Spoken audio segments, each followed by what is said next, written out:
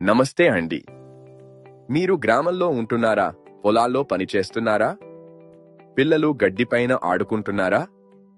అయితే ఈ వీడియో మీకోసమే. స్క్రబ్ టైఫస్ అనే జ్వరం గురించి తెలుసుకుందాం. చిన్న కీటకం కాటు వల్ల వచ్చే ఈ జ్వరం సరైన సమయంలో చికిత్స చేయకపోతే ప్రాణాంతకం కావచ్చు. స్క్రబ్ టైఫస్ ని గడ్డి జ్వరం అంటారు. ఇది ఓరియెన్షియా సుత్సుగ్ముషి అనే బ్యాక్టీరియా వల్ల వస్తుంది. చిగురుటాకా అనే చిన్న కీటకం ఈ బ్యాక్టీరియాని మోస్తుంది. ఇవి గడ్డి, పొదలు, పొలాల్లో ఉంటాయి. ఈ కీటకం మన చర్మాన్ని కొరికినప్పుడు బ్యాక్టీరియా రక్తంలోకి చేరుతుంది. కాటు వేసిన 3 నుంచి 10 రోజుల్లో లక్షణాలు కనిపిస్తాయి. కాటు ఉన్న చోట నల్లటి మచ్చ, ఇది ముఖ్య గుర్తు. అధిక జ్వరం, తలనొప్పి, కండరాల నొప్పి, ఒళ్ళు మీద ఎర్రటి దద్దుర్లు కనిపిస్తాయి. తీవ్రమైతే న్యూమోనియా, మెదడు వాపు, కిడ్నీ ఫెయిల్యూర్ కూడా రావచ్చు.